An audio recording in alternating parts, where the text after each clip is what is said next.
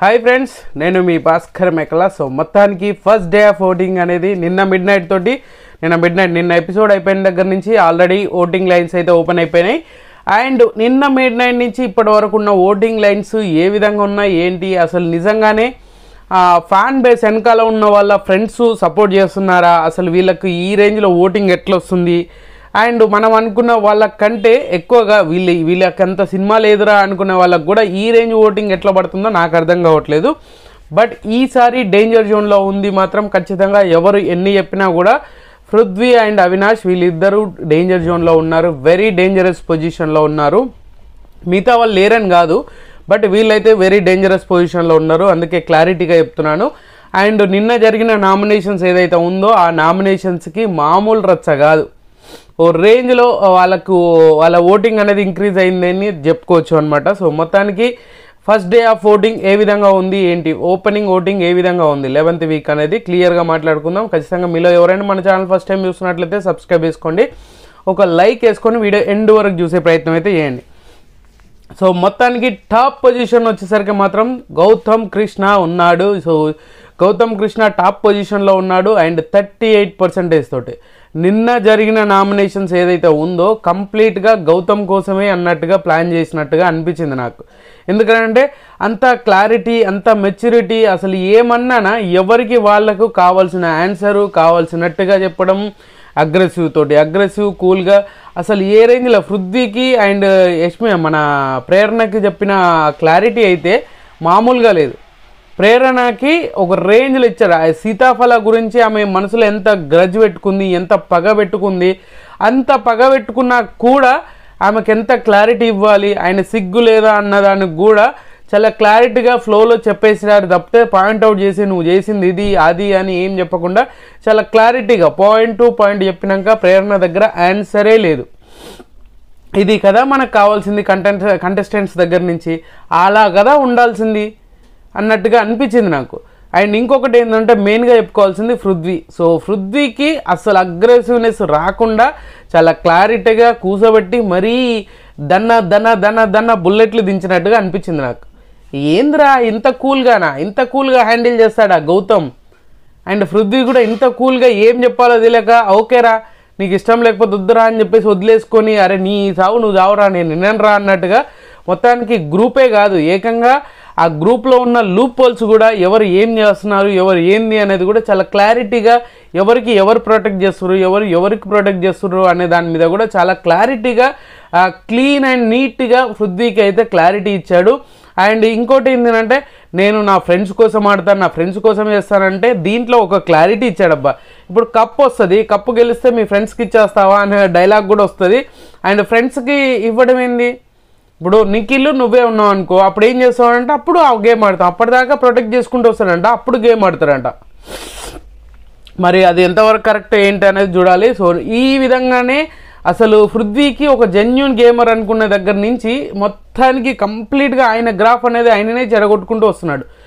పృథ్వీ విషయంలో వచ్చేసరికి చాలా వరకు మనోడు స్ట్రాంగ్గా ఉంటాడు, నిజాయితీగా మాట్లాడకపోవడం కాదు, ఒక దాని మీద స్టాండ్ అయి ఉంటే దాని మీదనే ఉంటాడు, గేమ్ బాగా ఆడుతాడు, మంచి డిఫెన్స్ చేసుకుంటాడు అనే ఏదైతే ఉందో అది మొత్తం రాను జరిగిపోతూ ఉంది అనమాట.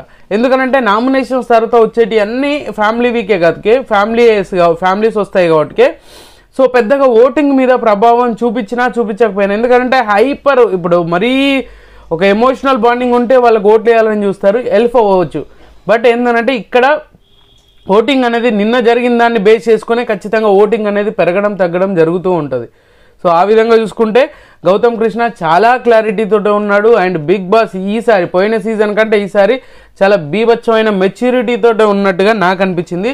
అండ్ తర్వాత పొజిషన్ వచ్చేసరికి యష్మి ఉంది, యష్మి గౌడ. సో యష్మి అయితే ఖచ్చితంగా సెకండ్ పొజిషన్లో ఉంది. ఈమెకు నిఖిల్ ఫ్యాన్స్ ఇంకా వేస్తున్నారు, మరి నిఖిల్ ఫ్యాన్స్కి కొంచెమన్నా మరి ఏం అర్థమవుతుందో అర్థం కావట్లేదు. ఆ ఉండడం వల్ల నిఖిల్ గేమే సంకనాకిపోతుంది, అది ఎవరు ఎన్నన్నా ఏం చేసినా కూడా ఇంత దారుణంగా ఉందేంద్రా ఏం మాట్లాడుతుర్రా సో అన్నట్టుగా. సో ఈమె నిన్న ఏదైతే తేజతో ఆర్గ్యూ చేసిందో పాయింట్లెస్గా అసలు ఏం మాట్లాడాలో అర్థం కాక నోటికొచ్చింది మాట్లాడుతూ ఉంది. ఈమెకు ఓటింగ్ అనేది షేర్ అవుతుంది. ప్రేరణ ఓటింగ్ కొంతవరకు పడుతుంది అండ్ నిఖిల్ ఓటింగ్ కొంతవరకు పడుతుంది. అందరు వేస్తున్నారు అని చెప్పలేము, బట్ ఈమెకు అందుకనే ఈ రేంజ్ ఓటింగ్ అనేది పడుతూ ఉంది. ఇంత రేంజ్ ఓటింగ్ పడడం అంటే అంత మామూలు విషయం ఏం కాదు. అండ్ ఎప్పుడు సింగిల్ డిజిట్లోనే అండ్ 10% 11-12 కంటే ఎక్కువ ఓటింగ్ అనేది ఈమెకు పడలేదు. అలాంటిది ఇప్పుడు చూసుకుంటే ఏకంగా 17% ఓటింగ్ అనేది పడుతుంది. అండ్ నిన్నటికి ఈ రోజుకి కూడా 1% పెరిగింది. అండ్ వాళ్ళ ఫ్యాన్స్ ఎక్కువగా వేయడం వల్ల యష్మికి అనేది ఈ రేంజ్ ఓటు పడుతుంది. అండ్ ఖచ్చితంగా సేవ్ చేసుకోవడానికి ట్రై చేస్తున్నారేమో, ఎందుకంటే వాళ్ళ బ్యాచ్ వాళ్ళు కదా. సో నిన్న విష్ణుప్రియ అన్నట్టుగా అరే మనమే 5 ఉంటే ఎట్లారా, అప్పుడేం చేద్దాంరా అని చెప్పేసి కూడా ఈ డైలాగ్ కూడా వచ్చింది. అయ్యో పెద్ద పెద్ద మాటలు మరి విష్ణుప్రియ మాట్లాడింది దానికి. అప్పుడు సంగతి అప్పుడే, ఇప్పుడైతే మనం ఉండాలి కదా అని యష్మి, పృథ్వీ, నిఖిల్ వీళ్ళు మాట్లాడుకోవడం, మరి ఇది ఎక్కడి అరాచకం రా నాయన, ఈ గేమ్ ప్లాన్ లేదో అర్థం కాలేదు. సో ఆ విధంగా యష్మికి అయితే అంత నెగిటివిటీ వచ్చినా కూడా ఫ్యాన్ బేస్ అనేది ఈమెకు ఉండడమే కాదు. అండ్ ఇంకొకటి ఏంటి అంటే వీళ్ళ నిఖిల్ ఫ్యాన్స్ను, ప్రేరణ ఫ్యాన్స్ కొంతవరకు ఈమెకైతే సేవ్ చేయడానికి ఖచ్చితంగా ఓట్లు అయితే వేస్తున్నారు. ఇది ఎవరు ఒప్పుకున్నా ఒప్పుకోకపోయినా యష్మి ఫ్యాన్స్ అవని ఇంకా వేరే వాళ్ళవని ఏదన్నా మాట్లాడుకొని సో వాళ్ళకైతే ఓట్లు అనేది ఖచ్చితంగా ఆ ఓట్లు అనేది ఈమెకు స్ప్లిట్ అవుతున్నాయి అనేది నాకు అనిపించింది. సో మీకు క్లారిటీగా చెప్పాను అనమాట. సో తర్వాత పొజిషన్ వచ్చేసరికి తేజ. నిఖిల్ పాయింట్స్ ఏదైతే ఉందో, నిఖిల్ పాయింట్స్ కంటే ఇక్కడ మన పృథ్వీకిను అండ్ యష్మికి ఇచ్చిన ఆర్గ్యుమెంట్ కానీ ఇచ్చిన ఏ దానికి భయపడకుండా మనం చెప్పాలనుకుంది చెప్పాలి అన్న రేంజ్లో తేజ అనేది చాలా గట్టిగా పోటీ ఇచ్చాడు, గట్టిగా కౌంటర్లు ఇచ్చాడు. బట్ నాకు యష్మి విషయంలో మాట్లాడినప్పుడు చాలా క్లారిటీ పాయింట్స్తో మాట్లాడాడు అండ్ గట్టిగా ఆమె ఎంత చేస్తుందో అంతకు మించి చేసేలా చెప్పాడు అనమాట. సో ఇది కాన్ఫిడెంట్ లెవెల్ ఓకే, కానీ ఓవర్ కాన్ఫిడెంట్ అయితేనే ప్రాబ్లం అయిపోతుంది చేసేటోటి. అక్కడ ఓవర్ కాన్ఫిడెన్స్ అనేది ఓవర్గా రియాక్ట్ అవ్వడం అనేది ఆటోమేటిక్గా కొన్నిసార్లు తెలిసిపోతుంది, అది ఆయన కొంప ముంచేస్తుంది అనమాట. సో నిన్న చూసుకుంటే నిన్న ఫ్రీ ఎగ్జిస్టింగ్ ఈవినింగ్ ఓటింగ్ చూసుకుంటే ఇప్పటికీ 2% ఓటింగ్ పెరిగింది.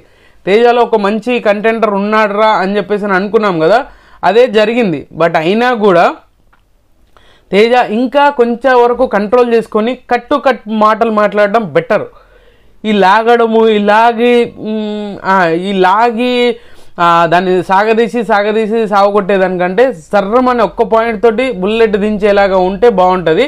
ఆ క్లారిటీ అనేది మిస్ అవుతుంది. ఏంటంటే అరిచేసరికి అసలు పాయింట్ మర్చిపోతున్నారు.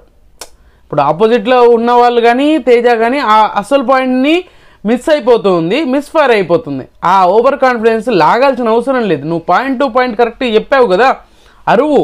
బట్ అది అరిచినంత మాత్రాన అది రైట్ అని కాదు, అరిచి చెప్పు, కానీ దాన్నే లాగి తెగేదాకా లాగినట్టుగా అనిపిస్తుంది. అదే ఓవర్ కాన్ఫిడెంట్ లెవెల్లో వెళ్ళిపోతుంది అనేది నాకు పర్సనల్గా అనిపించింది. అండ్ తేజ ఓటింగ్ అనేది చాలా ఇంప్రూవ్ అయింది అండ్ 2% ఓటింగ్ అనేది ఇంప్రూవ్ అయింది. అండ్ తర్వాత పొజిషన్ వచ్చేసరికి విష్ణుప్రియ ఉంది. విష్ణుప్రియకు కూడా అస్సాం టికెట్ సరిపోదనంటే ఎవరెన్నన్నా అనుకోండి, అబ్బా అస్సాం టికెట్ ఈమెకి ఇయ్యరు, బిగ్ బాస్ అయితే ఖచ్చితంగా ఇయ్యరు విష్ణుప్రియకి. ఒకవేళ మన అంచనాలను తారుమారు చేస్తే ఏమని చెప్పలేము, కానీ అంచనాలు ఏం లేవు అసలు. ఖచ్చితంగా ఫ్యామిలీ వీక్ అయిపోయినాక ఇంకేముంటుంది, ఇంకో 4 వారాలు ఉంటుంది, అయిపోయి ఏముంటుంది ఇంకా సీజన్ అన్నట్టుగా. సో ఈమెకు 11% ఓటింగ్ పడుతుంది. ఈమె ఓటింగ్ ఇంకా రాను దిగజారిపోతుంది, రాను తగ్గిపోతూ ఉంది. ఈమె చేసే మాటలు కానీ ఈమె చేసే గ్రూప్ గేమ్ కానీ ఇది జనాలకు ఇరిటేషన్ కాదు, పిచ్చెక్కిస్తుంది. మామూలు పిచ్చి కాదు. ఏందిరా, ఏం ఆడుతుందిరా, ఎక్కడి నుంచి ఎక్కడికి తీసుకెళ్తుందిరా బాబు, మన ఫ్యాన్స్ అని చెప్పుకోవడానికి దారుణంగా తయారైంది కదరా. విష్ణుప్రియ విషయం వచ్చేసరికి మాత్రం విష్ణుప్రియ టాప్ పొజిషన్లో ఉండే కంటెస్టెంట్ ఓటింగు ఇప్పుడు ఏమైపోయింది, లీస్ట్లోకి వచ్చేసింది, బాటంలోకి వచ్చేస్తుంది. ఇంత రేంజ్ ఓటింగ్ ఏం తగ్గిపోతుందో అర్థం కావట్లేదు. ఈమెకు 11% ఓటింగ్. ఈమె ఎప్పుడైతే ఆ గ్రూప్లో నుంచి బయటకు వచ్చి ఆడాలని ట్రై చేస్తుందో అప్పుడు మాత్రమే ఈమెకు అన్నది ఒక ఇండివిజువల్గా వీళ్ళ ఫ్యాన్స్ అనేది బాగా యాక్టివ్ అయ్యే ఛాన్సెస్ ఉంది. ఈమెకు 11% తోటి 4th పొజిషన్ ఉంది. And 5th 6th position same positions ఉన్నాయి.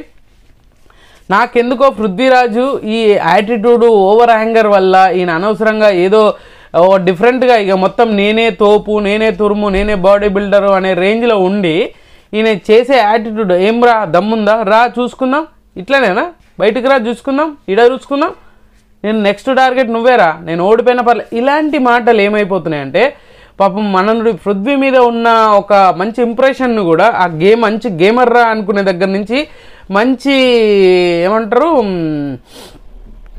ఏదో డైలాగ్ వస్తలేదు మనకు, కానీ ఆ రేంజ్కి తీసుకెళ్తున్నాడు. మొత్తం వరస్ట్ ప్లేయర్లా, గేమర్ నుంచి వరస్ట్ ప్లేయర్గా మాకు కన్వర్ట్ అయిపోయాడు అనమాట. ఆ రేంజ్లో ఉంది. అండ్ అవినాష్కి యాజ్ యూజువల్గా అవినాష్కి చాలా కంటెంట్ వైజ్ ఏమి లేదు కాబట్టి ఈయన నామినేషన్స్ కూడా పెద్ద డిఫెన్స్ చేసుకోలే. ఓకేరా అయిపోయిందిరా మెజారిటీకి వెళ్ళి, ఇది అవసరం లేదు. కొంచెం డిఫెన్స్ చేసుకొని కొంచెం స్క్రీన్ స్పేస్ తీసుకోవాలి. చాలామంది అనుకుంటారు అరే మనోడు చేసే కామెడీకి మస్తు స్క్రీన్, అది కాదు. ఇలాంటి విషయాల్లో ఖచ్చితంగా డిఫెన్స్ చేసుకోవాలి. డిఫెన్స్ చేసి నువ్వు సిల్లీ పాయింట్స్కి ఎలా వేస్తావు అనే దాని మీద కూడా కొంచెం ఆర్గ్యూ చేస్తుంటే బాగుండేది అనేది నాకు పర్సనల్గా అనిపించింది. అవినాష్కి పృథ్వీకి ఇద్దరికి 9% ఓటింగ్ అనేది పడుతుంది. అవినాష్కే 1% ఓటింగ్ పెరిగింది. అండ్ పృథ్వీకి సేమ్ యాజ్ యూజువల్గా అదే ఓటింగ్ అనేది నడుస్తుంది కాబట్టి సో మొత్తానికి ఫస్ట్ డే ఓటింగ్లో ఖచ్చితంగా నాకెందుకో ఈసారి పృథ్వీరాజ్ శెట్టి అస్సాం టికెట్ ఎక్కబోతున్నాడా, అవినాష్ ఎక్కబోతున్నాడా అంటే వీళ్ళిద్దరు ఇట్లా ఎలిమినేషన్ ఉండబోతుందేమో అని నాకు అనిపించింది. మీకేమనిపించింది ఏంటి అనేది కింద కామెంట్ చేయండి. సో ఖచ్చితంగా ఈ వీడియో మీకు నచ్చినా కూడా సెలెక్ట్ చేయండి, షేర్ చేయండి, కామెంట్ చేయండి, సబ్స్క్రైబ్ చేయడం మర్చిపోద్దు. అండ్